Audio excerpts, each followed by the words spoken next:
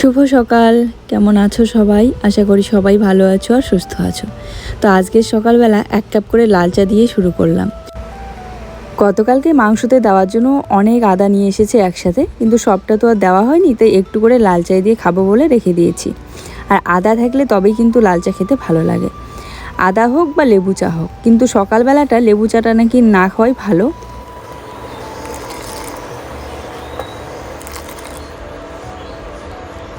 শুভ সকাল বন্ধুরা, কেমন আছো সবাই? আশা করি সবাই ভালো আছো, সুস্থ আছো। আমরা অনেক অনেক ভালো আছি। তো সকালবেলা ঘুম থেকে উঠে বাসনপত্র মাজা ধোয়া আর রান্নাঘরটা শুধু ঝাড়ু দেওয়া হয়েছে, থাকার ঘরে এখনও হাতই দেইনি। তো আগে একটু লাল চা করে নিই। কালকে দুধ ছিল, কিন্তু রাতের দিকে আমার খিদে পাচ্ছিল, কারণ ভাত যেহেতু খাইনি, কারণ মাংসটা দিয়ে খেতে পাচ্ছিলাম না, নিজে মাংস রান্না করলে খেতে পারি না। তো এই জন্য আর পেটের সমস্যা দিচ্ছিল একটু, তো ভাত না খেয়ে আমি দুধ দিয়ে ছাতু খেয়েছি। খিদে পাচ্ছিল বলে জুয়ের জন্য দুধটা রেখে দিয়েছিলাম সকালবেলার জন্য, ওটা খেয়ে নিয়েছি। তাই এখন লাল চা বানিয়ে নিচ্ছি। সোনা, কি করো? এই যে এখানে মাদুরটা বিছিয়ে দিয়েছি, এখানে এসে বসো। খুব ছোটোবেলায় আমি দেখেছি যে আমরা সবাই এক বাড়িতে। আগেকার দিনে কিন্তু অনেক মানুষ একসাথে খাওয়া দাওয়া করতো, অনেক মানুষ একসাথেই থাকতো, মানে পুরো জয়েন্ট ফ্যামিলি বলতে পারো। আর একটা করে ফ্যামিলিতে অনেক লোক ছিল। আমার বাবা ওরা তো 10 ভাই। আর আমার শ্বশুরবাড়ির ঠাকুরদাদা যেমন নাম করা, সেরকম কিন্তু আমার যে ঠাকুরদাদা আছে নিজের, ওই ঠাকুরদাদাও কিন্তু মানে আমাদের বাড়িরও কিন্তু একটা নাম আছে, নাম করা। আর নাম বললেই দূর দূরের মানুষ চিনে যায়। আর ওই একটা বাড়িতেই প্রচুর লোক, মানে কাকু জেঠু সবাই মিলে আর কি, জয়েন্ট ফ্যামিলি। কিন্তু একটা সময়ে গিয়ে এতগুলো মানুষ একসাথে থাকা তো সম্ভব না। তখন গিয়ে দেখো এখনকার দিনে কিন্তু এত মানুষ একসাথে থাকে না, বেশিরভাগ দেখবে ওই আলাদা আলাদা হয়ে যায়। তো যখন আমরা আলাদা হয়েছিলাম তখন কিন্তু মানে অবস্থা বেশি একটা ভালো ছিল না, সংসারটা অভাবেরই ছিল বলতে গেলে। তো ধীরে ধীরে আমার বাবা কাজ করে করে, মানে আমার আব্বা কাজ করে করে অনেক কিছুই করেছে।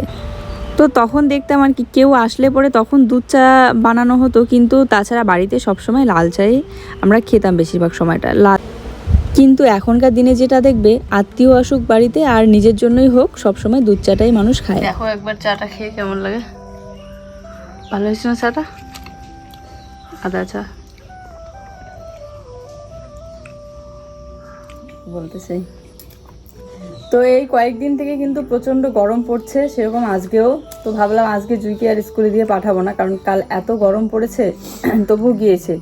কিন্তু একটানা যদি এরকম গরমে যাইতে থাকে তাহলে অসুস্থ হয়ে পড়বে, আর খুব গরম। তো এই জন্য আজকে দিয়ে পাঠাবো না, রোদও খুব আছে।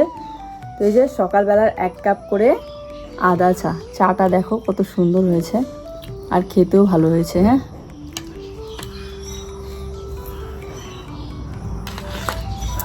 ড্রিমলেট বিস্কিটটা নিয়ে এসেছিল, ওটা খেতে ভালো লাগে না, মেরিটাই চা দিয়ে ভালো লাগে। হালকা মিষ্টি মিষ্টি লাগে বলো, ওইটা একটু নোনতা টাইপের লাগে। জুই, খাওয়ার কথা বলতে হবে।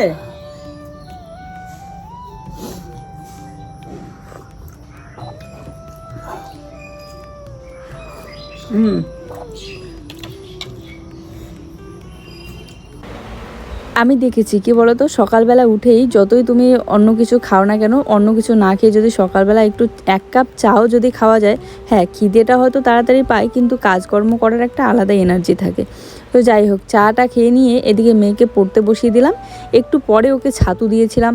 আজ একটু দেরি করেই রান্না করব, কারণ ওকে পড়াইতেই তো অনেকটা সময় লেগে যাবে, তার উপরে এখনও ঘরের কাজ কিচ্ছু করা হয়নি আমার। তাই দুপুরবেলা রান্নাটা একটু দেরিই হবে মনে হচ্ছে। আর মেয়ে যেহেতু স্কুলে যাবে না, ছাতুটা খেলে ওর পেটটাও ভরা থাকবে। সেই জবে থেকে গ্যাসটা ভরানো হয় না, ওই প্রেশার কুকারে আগে ডালিয়া বানিয়ে দিতাম, তখন থেকে আর ডালিয়া খিচুড়ি কোনো কিছুই বানানো হয় না সেরকম করে। তো ওকে অঙ্ক করা শেখাচ্ছিলাম আমি হাতে। সকালবেলা থেকে এখন বাজে দুপুর প্রায় 12টা হয়ে গেল, প্রায় দুপুরবেলা হয়ে গেল।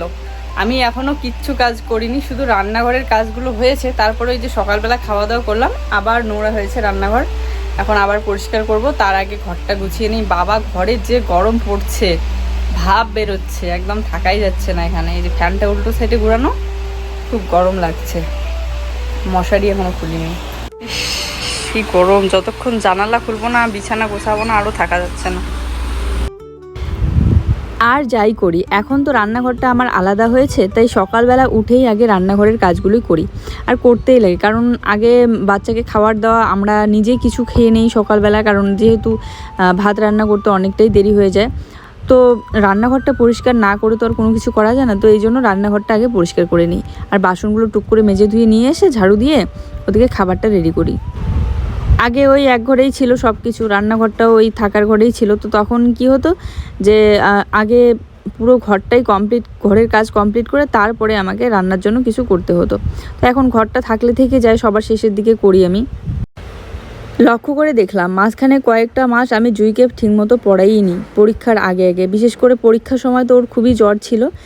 টিউশনের ভরসায় টিউশনে গিয়েছিল আসছিল, তো ওরকম করে শরীরও ঠিক মতো ছিল না, তো বেশি পড়াইনি। আর ওর পাপার উপর দায়িত্ব দিয়েছিলাম পড়ার, যে তুমি পড়াও। সকালবেলা সন্ধ্যাবেলাটা ওই পড়িয়েছিল, সন্ধ্যাবেলা তো বাড়িতেই থাকে না, ওই সকালবেলার দিকটা আর কি পড়াতো। তো দেখলাম ওরকম করে পড়া ভালো হয় না, মানে ও পড়তে বসিয়ে নিলেই ওর সাথে দুষ্টুমি করা শুরু করে দেয় আর খেলতে শুরু করে দেয়, অল্প একটু পড়েই ছুটে চলে যায় খেলতে। তো ভেবে দেখলাম যে এবার আমাকেই পড়াতে হবে প্রত্যেক দিন, তাই একটু করে চেষ্টা করি সকালবেলাটা পড়ানোর। এদিকে আমার কাজগুলো দেরি হলেও হয়ে যায়, কোনো ব্যাপার না। টিউশন তো থাকবেই, স্কুলও থাকবে, কিন্তু তার সাথে মায়ের পড়ানোটাও খুবই জরুরি, তাই না? আর এই সংসারের কাজগুলোই তো, আর তো অন্য কিছু কাজ না যে আমাকে একদম টাইম মতো অফিসে যেতে হবে বা বাইরের কিছু কাজ আছে। তো সংসারের কাজ ধীরে ধীরে করাই যায়, আর প্রত্যেক দিনই তো করতেই হয় মানুষকে কাজ সংসারে, তাই না? ঘর গোছানো, ঝাড়ু দেওয়া, বাসন মাজা, এ আর নতুন করে কি যে একটা দুটো দিন একটু দেরি হয়ে গেলে বিশাল কিছু সমস্যা হবে, কিছুই না। কিন্তু ভাবি যে পড়াটা যদি ও ছোটোবেলায় ঠিকঠাক মতো না হয়, যেমন ধরো এখন যদি আমি এই সময়টা হচ্ছে ওর রিডিং পড়ার, ওর বানান করে পড়ার, এই সময়টা যদি আমি ওকে ঠিকঠাক মতো রিডিংগুলো বানান করে না পড়াই, পড়ানোটা না শেখাই, তাহলে বড় হয়ে রিডিংয়ে আটকে যাবে, পড়তে পারবে না ঠিক মতো। আমার মা বাবা সেরকম একটা পড়াশোনা নেই, মা তো নেই বললেই চলে, কোনো কিছুই মানে পড়াশোনা ধরতেই পারে না, শুধু অ আর ক খ থেকে ছাড়া আর কি। তো এতটুকুই আমাকে শেখাতো, ক খ অ আ, আর বাকিটুকু সেই ছোটোবেলা থেকেই আমি টিউশনেই পড়তাম, প্রাইমারি স্কুলেই পড়েছি, কারণ মাও পড়াশোনা জানতো না। এই জন্য ছোটোবেলা থেকেই আমার বাড়ির কাছে এক পিসিমণি ছিল, ওই পিসিমণির কাছেই টিউশনে পড়তাম। তারপরে বড় হয়ে তো আলাদা আলাদা টিউশন, কিন্তু হ্যাঁ, মার শাসন ছিল করা, যে পড়তে হবে তো পড়তেই হবে, আর পড়াশোনাতে ফাঁকি দেওয়া যাবে না। যাই হোক, এই জায়গাটা গোবর দিয়ে না মুছতে না মুছতে আমি তো ভুলেই গিয়েছি যে এই জায়গাটাও মুছলে সুন্দর লাগে। আসলে কি বলতো, বৃষ্টির দিনগুলো তো যতই আমি সুন্দর করে মুছি না কেন, এই যে মুছলাম এখন দেখতে সুন্দর লাগছে। সেই বিকেলবেলা না হলে রাতে যদি বৃষ্টি আসে আবার ধুয়ে নিয়ে যাবে। তো এই জন্য বৃষ্টির দিনগুলো আর গোবর দিয়ে মোছাই হয় না পুরো বাড়িটা, উঠোন তারপরে গেটের সামনা কোনো কিছুই মোছা হয় না। তো এক দিদিভাই সেদিন কমেন্ট করে বলেছিল যে তুমি গোবর দিয়ে মুছো না কেন এখন। আর তাছাড়া বৃষ্টিতে ধুইতে ধুইতে এই জায়গাটার অবস্থা খারাপ হয়ে গিয়েছে, বারান্দার টিনের চালের জলগুলো সাইডে সাইডে পড়ে গর্ত হয়েছে, তো এই জন্য আর মোছা হয় না। তো কমেন্টটা পড়ে ভাবলাম হ্যাঁ সত্যিতেই তো, এই জায়গাটা গোবর দিয়ে মুছলে দেখতে কিন্তু ভালোই লাগবে। তাই দেখো, আজ আমারও ইচ্ছে হচ্ছিল যে সুন্দর করে জায়গাটাকে একটু সাজাই। এখন কিন্তু বিম ঢালাইয়ের পর, ওয়ালটা ওঠার পর আরও সুন্দর লাগে ঘরটা দেখতে, তাই না? আর সামনাটাও দেখতে ভালো লাগে। তো দেখো, এত রোদ, পিঠ পোড়ানোর মতো রোদ, রোদে আমি এই সামনাটা মুছেই নিলাম গোবর দিয়ে। আর থাকতেই পারছি না, মনে হচ্ছিল যে আরও অনেক দূর পর্যন্ত মুছবো, গেটের সামনা পর্যন্ত, কিন্তু এত গরমে আর থাকা যাচ্ছিল না। এদিকে আবার কার্পেট, মাদুর এগুলো আজকে ধুয়ে দেবো। ধুয়ে মেয়ে সেই অনেকক্ষণ থেকেই গরমে ছটফট করছে, বলছে মা স্নান করি। তো আমি বললাম দাঁড়াও, কারণ ও যদি একবার স্নান করতে নামে, এবারে ওকে যদি একা স্নান করতে দেই তাহলে তো আজকে জ্বর সর্দি লাগবেই। এতক্ষণ পর্যন্ত স্নান করতে পছন্দ করে বাচ্চারা, বিশেষ করে গরমে। তো এই জন্য বললাম দাঁড়াও, আমি আগে কাজটা করে নিই, তারপরে স্নান করিয়ে দিই। ড্রেস খুলে খালি শরীরে আছে, আর থাকতেই পারছে না বাচ্চা। তো চলো, আর মুছতে পারবো না, এতটুকুই ছেড়ে দিলাম। আর গোবরও শেষ হয়ে গিয়েছে। আর উঠোনের মাঝখানটাতে ঢালাইয়ের কাজ হয়েছিল, তো সিমেন্ট দিয়ে শক্ত হয়েছে, তাই ওইদিকে মুছে আর লাভও নেই।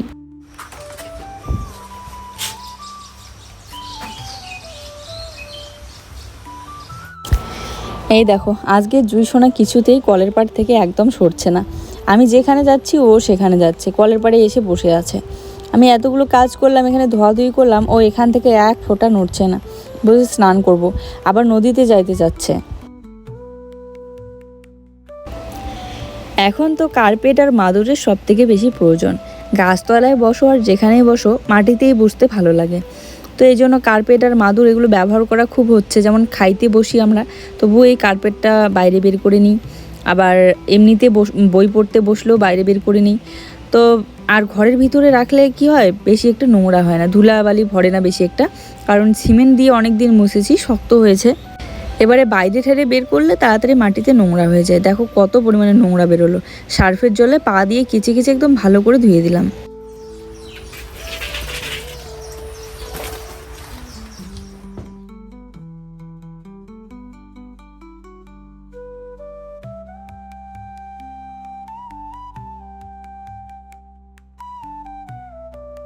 দেখো যে রোদ উঠেছে আজকে, একদম মানুষ একদম পুড়ে যাওয়ার মতো রোদ। এই রোদে আবার এগুলো শুকাবে না তা কি হয়, তাই ধুয়ে দিয়ে দিলাম। এই যে কার্পেট মাদুর দুইটাই ধুয়ে দিলাম। যে রোদ উঠেছে, আর বেগুন গাছটা দেখো এই রোদের মধ্যে একদম পাতাগুলো শুকিয়ে যাচ্ছে। কাল বৃষ্টি হয়েছিল বলে ভাবলাম বেঁচে যাবে হয়তো, কয়েকটা বেগুন হয়েছে কিন্তু বড়ই হচ্ছে না বেগুনগুলো। এদিকে এত দূর এইটুকুই শুধু মুছেছি, ওই দিকটাও মুছিনি। আর এদিকটা তো দেখো সিমেন্টের কাজ হয়েছে বলে একদম শক্ত হয়েছে, মানে কাদা টাদাও কিছু হয় না, ধুলাও হয় না, তাই মুছিনি। শুধু এই সামনাটা মুছলাম বলে এই যে এতটুকু মুছে নিলাম, দেখতে ভালো লাগছিল না। এখন এই জায়গাটা সুন্দর লাগছে। তো চলো এখন তো স্নান করে নেবো। আর জুই তো সেই কখন থেকে স্নান করার জন্য রেডি হয়ে আছে, বারবার কলের পাড়ে যাচ্ছে আর জল নাপতেছে। ওকেও স্নান করিয়ে দিব আর আমিও স্নান করে নেবো, তারপরে এসে রান্না বান্না হবে। আয়নাকে দেখো,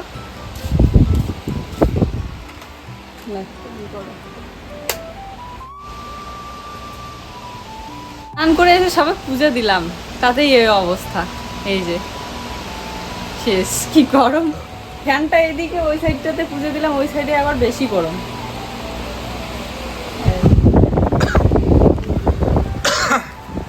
আরে তোমার জন্য নিয়ে এসছি, এই যে মাজা মাজা নিয়ে এসছে রে।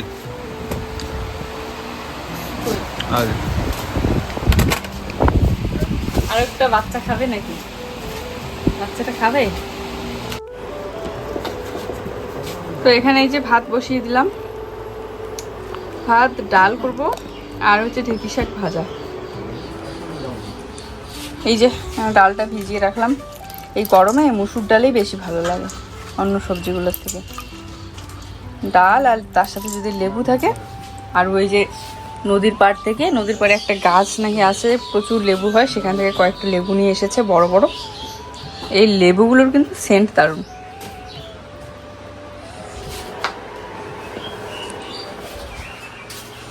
আর এই যে ঢেঁকি শাক। তো চলো এখন আমি বসে বসে ঢেঁকি শাকটাকে কাটবো। ঢেঁকি শাক ভাজা ভালোই লাগে, কিন্তু এতগুলো ঢেঁকি শাক দেখতেছো, ভাজা করার পর অল্প একটু হবে, কি করা যায়? ঢেঁকি শাক তো এখন অল্প হবে। সেই কোড়া কোড়া তো শাকগুলা।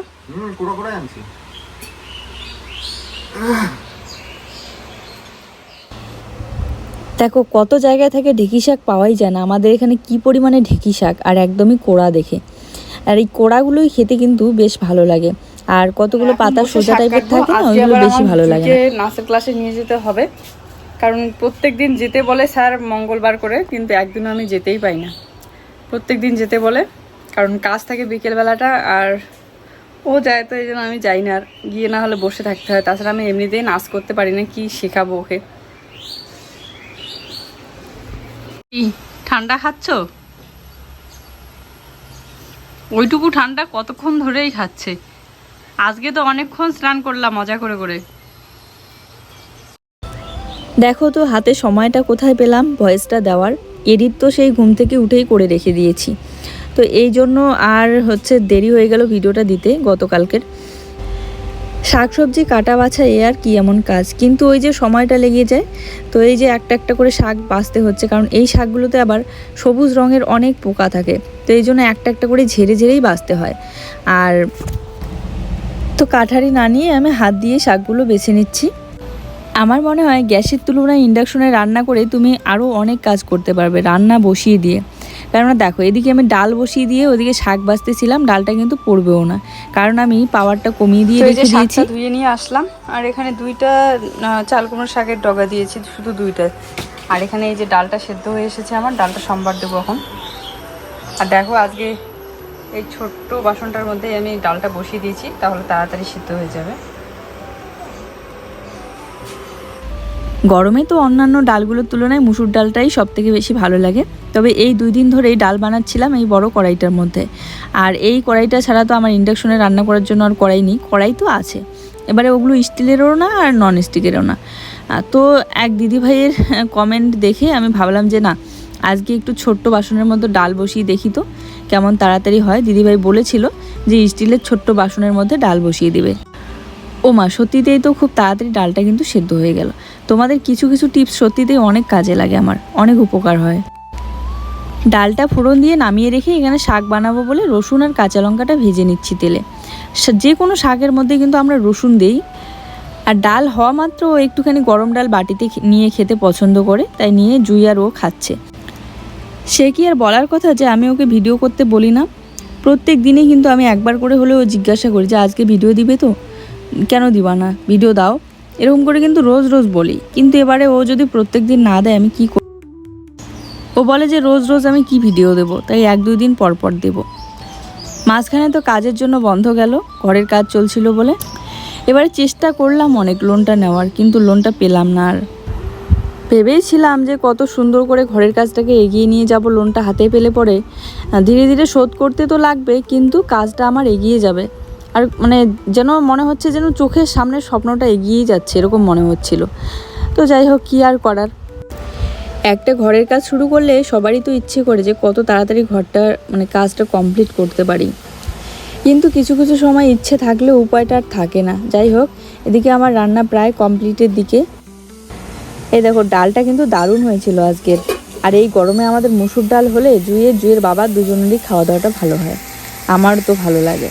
এখানে ঢেঁকি শাক ভাজাটা দেখো আর একটু ভালো করে ভাজতে হবে, কারণ এরকমই যদি নামিয়ে নিই তাহলে একটু পিছলা টাইপের লাগে খেতে। আর ঢেঁকি শাক সবসময় কিন্তু একটু কড়া করে ভাজলেই ভালো লাগে।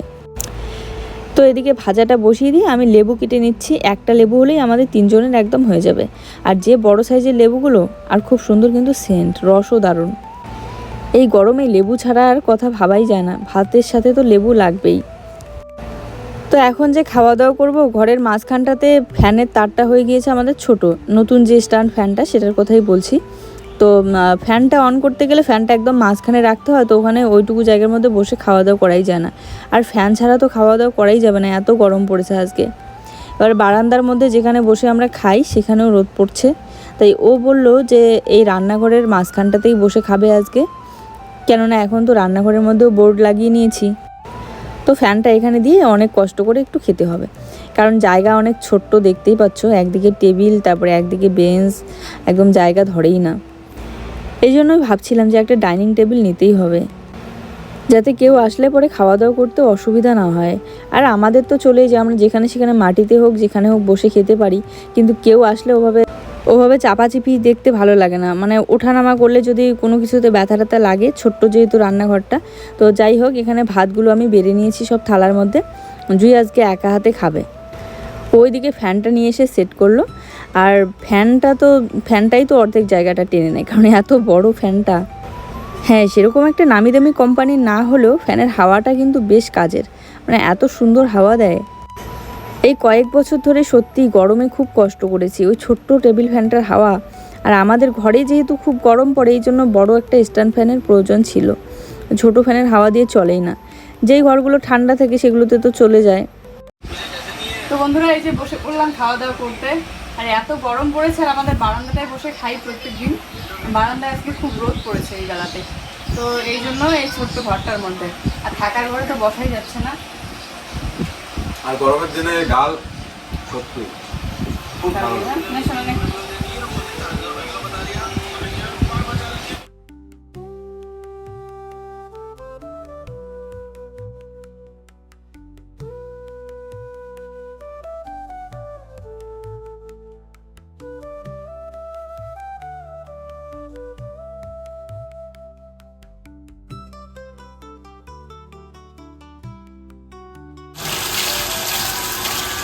তো আমার বাসনপত্র মাঝানো আছে, 4টা বাজে, এখন রেডি হয়ে যাবো জুইকে নিয়ে।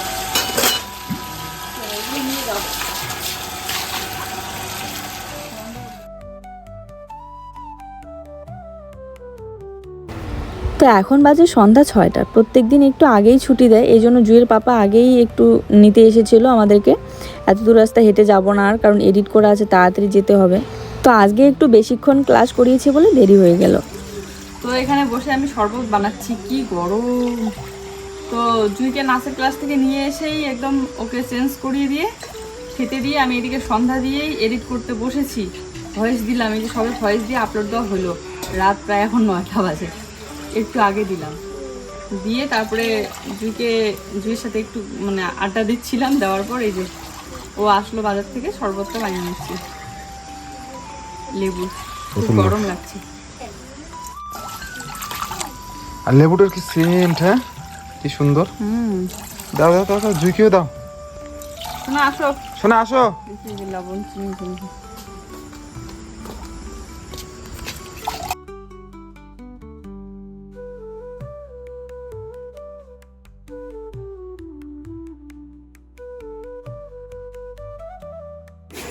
তো গরমে কোথাও গেলে এই যে এসে আসার পর আমার আর ভালো লাগে না, মাথা ব্যথা করে। তো মাথাটা কেমন জানি করছে। রাতে রান্না করছি, কারণ দুপুরবেলার আজ শুধু দুপুরবেলারই রান্না করেছি। একসাথে 2 বেলা রান্না করলে না বাসনটা ছোট পড়ে যায় আর কি, এটাতে ভাত রান্না করলে তখন পুড়ে যাওয়ার চান্স থাকে। গতকালকে হালকা করে পুড়ে গিয়েছিল, কারণ জল কম পড়ে যায়, ভাতটা একদম মানে ভরে যায়। তো যাই হোক, এখন শুধু রাতের রান্নাটাই করে নিলাম। আর ভেন্ডি ভাজা করব, আর ডাল আছে দুপুরবেলাকে, এগুলো দিয়েই। বড়া বানানোর জন্য ডাল ভিজিয়ে রেখে দিয়েছি, দেখি যদি বানাই তো বানাবো।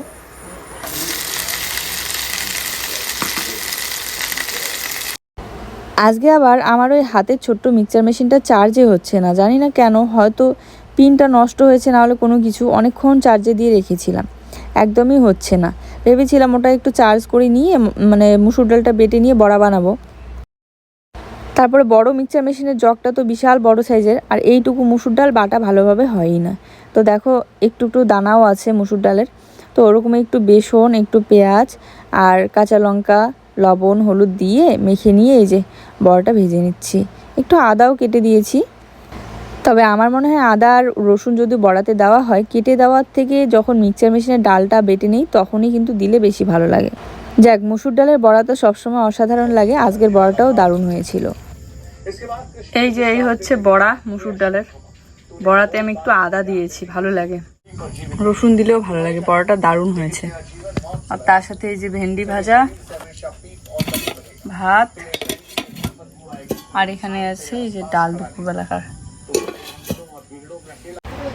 চলো আজকের ভিডিওটা এই পর্যন্তই। সবাই ভালো থেকো, দেখা হচ্ছে নতুন ভিডিওর সাথে। সবার জন্য রইল অনেক ভালোবাসা। ভিডিও ভালো লাগলে অবশ্যই একটা লাইক কমেন্ট করে দিও। টাটা।